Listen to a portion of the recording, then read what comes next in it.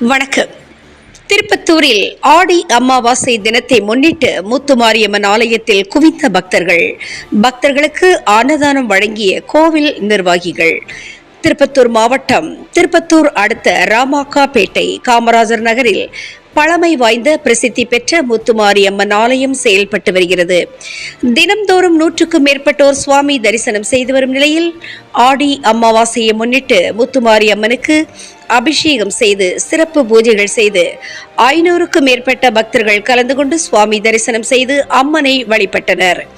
இன்று ஆடி அமாவாசையை முன்னிட்டு திருப்பத்தூர் ராமாக்காபேட்டை அடுத்த காமராஜர் நகரில் முத்துமாரி அம்மனுக்கும் கருமாரி அம்மனுக்கும் அலங்காரம் செய்யப்பட்டது.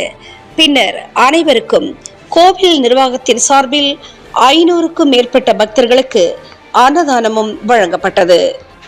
தினமுகம் எக்ஸ்பிரஸ் செய்திகளுக்காக திருப்பத்தூர் மாவட்ட செய்தியாளர் ஆப்பூர் திருமலை மற்றும் ஐயம்மாள்.